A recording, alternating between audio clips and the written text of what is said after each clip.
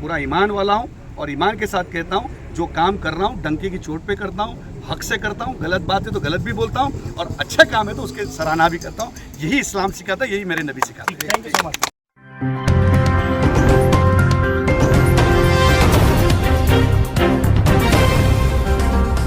Audio Jungle.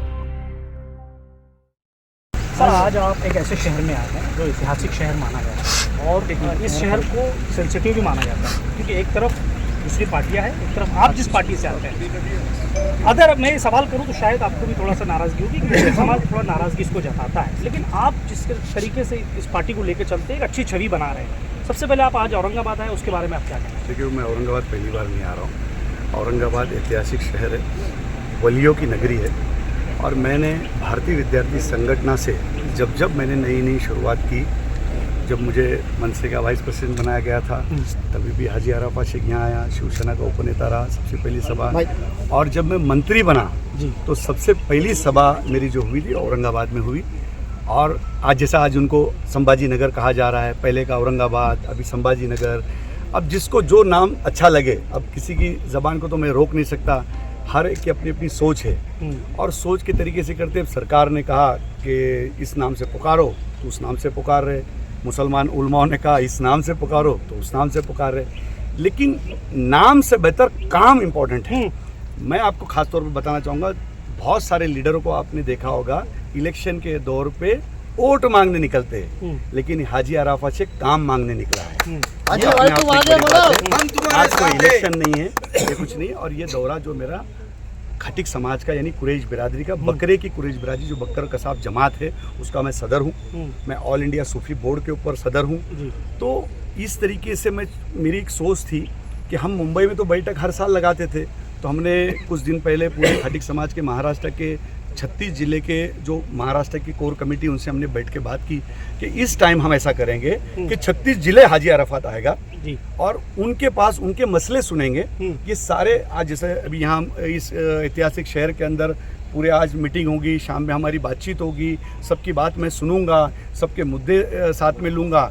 इसके बाद हमारी दूसरी जो होगी जालना में होगी, परभनी में होगी, वाशिम में होगी, ऐसे हर करते करते नांदेड़ करते करते मुंबई तक के जाऊंगा और आखिरी जो सभा होगी वो मुंबई शहर में होगी, जिसमें महाराष्ट्र के मुख्यमंत्री जी खुद होंगे, आशीष शेलार जी खुद होंगे, बीजेपी के प्रेसिडेंट चौहान साहब खुद होंगे और मैं मेरे समाज की बात, मेरे कौम की बात उनके सामने रखूंगा कि मेरे कौम की तकलीफ है। आज मेरी सरकार है और मेरी सरकार में रह के मैं इस पार्टी का अंग हूँ, इस पार्टी से जुड़ा हूँ और ये मेरा खानदान है और मेरे कौम की ये बातें हैं, इसको आपको हल करना है और इंशाअल्लाह ताला मुख्यमंत्री जी के पास सारी बातें रखी जाएगी, सरकार के पास बातें रखी जाएगी और उसमें मुझे यकीन है अल्लाह मुझे कामयाबी देगा और मैं मेरे समाज के काम करने में कामयाब। सर एक चीज़ ये है, एक वाहिद एक आप ऐसे नेता है जिसने सरकार में रहते हुए उसी पार्टी के जो मंत्री अभी बने हैं उनको निशाना बनाया था। पिछले दिनों बड़ी सुर्खियों में आप नजर आए थे और उसके बाद में अगर देखा जाए अभी अजान को लेकर, लाउड स्पीकर को लेकर बड़ा मुद्दा छिड़ा हुआ है महाराष्ट्र में।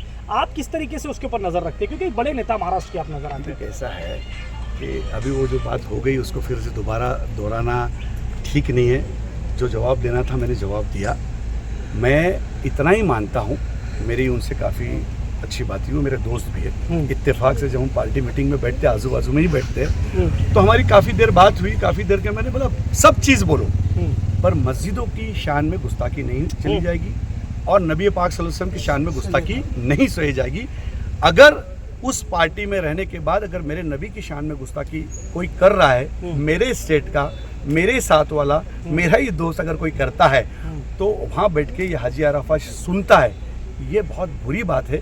अगर मैं हर साल जब जाता हूँ मुकाम इब्राहिम पे जब जाता हूँ तो अल्लाह तबारक तआला से दुआ करता हूँ, अल्लाह मेरा ईमान ताज़ा रख, मुझे मेरे कौम की भलाई बेबूदी के लिए आगे बढ़ने वाला बना, मुझे उन लीडरों से मदद जिन्होंने कौम को धोखा दिया। अगर मैं भी वैसा बनने वाला होगा, अल्लाह मुझे यहीं स्टॉप कर। मुझे कोई हक नहीं पहुंचता झूठे वादे करना, झूठी बातें करना, ये मेरा काम नहीं है, मेरा कल्चर नहीं। मैं एक सूफी का बेटा हूँ, पीर का बेटा हूँ, सिलसिले वाला हूँ, ईमान वाला हूँ। मुझे लगा कहीं ना कहीं मेरी मस्जिदों को टारगेट किया जा रहा है, मुझे लगा कि मेरे नबी की शान में गुस्ताखी हो रही है और मैंने उसका एक्शन का रिएक्शन हुआ कि सब चीज़ बर्दाश्त है, नबी की शान में गुस्ताखी बर्दाश्त नहीं की जाएगी। ये मेरी बात थी, मैंने अपनी बात रखी।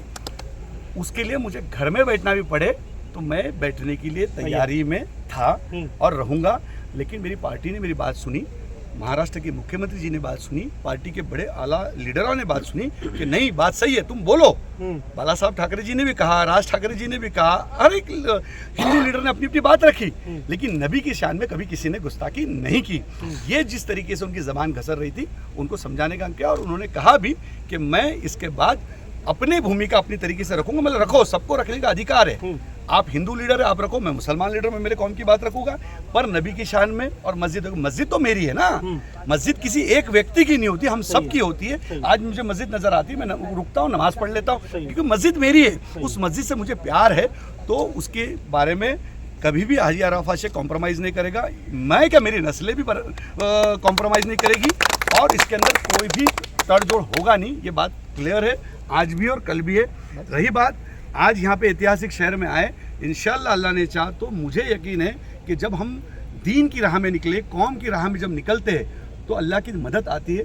अल्लाह तबारक तआला फरमाता है फस्कुरुनी अस्कुरकुम, तू मेरा जिक्र कर तो मैं तेरा जिक्र करूंगा, तू मेरी नाशुक्री न कर मैं तेरी चर्चा करूंगा। जब कुरान और हदीस को तुम जानते हो, और जब ऐसे लोग जो बड़े दबे कुचले हैं, आज खाटिक समाज आप देखो, हम बकरा बेचने वाले लोग हैं, हम लोग ऐसे लोग हैं, ऐसा खानदान है जो हलाल कमाता है और हलाल खिलाता है। ये पूरे वाहिद हिंदुस्तान के अंदर नहीं, पूरी दुनिया में एक ऐसी कौम है जो हलाल कमाती है और हलाल खिलाती है। हम जंगलों में बकरा खरीदते, मंडियों में लाके बेचते, हम दुकानों पे लाके बेचते, और रात दिन मेहनत करने के बाद हमको 100 रुपये मिलता है, और उस 100 रुपये से हम हमारे घर के, हमारे बच्चों का घर चलाते हैं। और वो हलाल पैसे से, ये जो बच्चे जो है ये हलाल पैसे से कमा के आज पाल पोस के बड़े हुए, आज हमारे बच्चे डॉक्टर बन रहे, वकील बन रहे, इंजीनियर बन रहे, एक बोइंग उड़ा रहा है। ये अपने आप में एक बड़ी बात है, यतीम बच्चा बोइंग उड़ा रहा है, और उसकी मेहनत के अंदर अगर मैं थोड़ा सा साथ दे दूं, माँ बाप का काम है पढ़ाने का, नौकरी दिलाने का काम हाजी अराफात शेख का है, और मैं सरकार का एक नुमाइंदा रहकर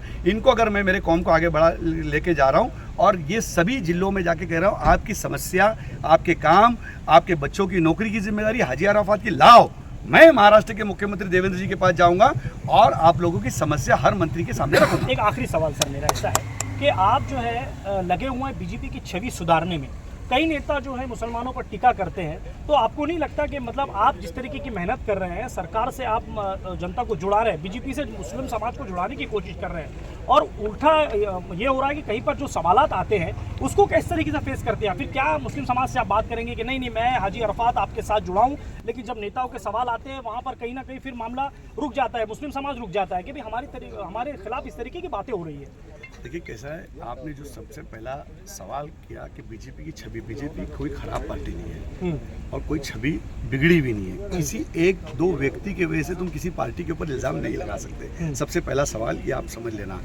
अल्हम्दुलिल्लाह पार्टी के अंदर बहुत सारे ऐसे काम हैं, इंफ्रास्ट्रक्चर का आप तो देखो, आज अब मैं 3 घंटे के अंदर इधर इस ऐतिहासिक शहर में पहुंच गया, और रास्ते पे मुसलमान भी जा रहा है, हिंदू भी जा रहा है, सिख भी जा रहा है, ईसाई भी जा रहा है, डेवलपमेंट हो रहा है, ब्रिज बन रहे हैं, रास्ते बन रहे हैं, अच्छी स्कूल्स बन रहे हैं, गार्डन बन रहे हैं, सबके लिए बन रहे हैं, किसी एक के लिए नहीं, एक समुदाय के लिए नहीं बन रहा है। तो ये तो आप पहली बात दिमाग में से निकाल दो कि बीजेपी खराब है। एक, जब 3 तलाक का जब मामला आया, तो 3 तलाक के मामले के अंदर जब प्राइम मिनिस्टर मोदी जी ने जब फैसला किया कि कोई भी व्यक्ति अभी किसी बच्ची को डायरेक्ट 3 तलाक देगा, तलाक कहेगा, डायरेक्ट उसको 3 साल की जेल होगी। आप पूरे हिंदुस्तान भर का रेशो देखो, लाखों की संख्या में तलाक हो रहे थे रोज, आज वो तलाक की संख्या कम हो गई। पहले भी वही कानून था, अभी भी वही कानून है शरीयत को लेके, कि पहला शरीयत कहता है कि पहला 1 तलाक, फिर नहीं सुलह होता है, फिर दूसरे महीने में दूसरा तलाक, फिर नहीं जमता है तो तीसरा तलाक, यही कानून है। यही कानून आया, लोग तभी भी अल्लाह का डर नहीं हो रहा था, लोग नहीं मान रहे थे और तलाक हो रहे थे। छोटा मियाँ बीबी का झगड़ा हो, तलाक हो रहा है, सास बहू का झगड़ा हो रहा है, तलाक दे रहा है, बेटा गुस्से में आके मेरी माँ से गलत बात कर दी, तलाक दे रहा है, रोटी बेलने के ऊपर तलाक हो रहा था। लेकिन जब 3 साल की जेल खुट्टा आ गया तो सारे लोग साइलेंट हो गए। अब लोग तलाक नहीं मांगते, खुला मांगते कि जाते हम तुम्हारी बेटी और हमारी बेटी का नहीं जम रहा, खुला दे दो। वो prime minister Modi ji, Bharatiya Janata party BJP की वजह से हुआ। आज ये सारा रेशो अगर आप जब देखेंगे तो ये तलाक का रेशो बहुत कम होते हुए नजर आ रहा है। अल्हम्दुलिल्लाह अब तलाक नहीं होते, कहीं ना कहीं सुलह होना शुरू हुई, जिसका रेशो कम हुआ। इसीलिए जिस आदमी हाथी पाल सकता है, बेटी नहीं पाल सकता है। जिसकी घर में उसकी बेटी का तलाक हुआ है, उस माँ बाप से पूछो, उस बेटी से पूछो, वो बताएगा कि आज अपनी बेटी घर में रोज उसको देखता है, रोता है, तो वो माँ बाप कहते धन्यवाद मोदी जी। वो बेटी कहती है धन्यवाद मोदी जी, वो बाप कहता है धन्यवाद मोदी जी, वो माँ कहती है धन्यवाद मोदी जी, क्योंकि आज उस बच्चों के तलाक होने से बच गए। क्योंकि उनको पता है अगर मैंने डायरेक्ट तलाक दे दिया, 3 तलाक अगर दे दिया तो सीधा 3 साल की जेल होगी।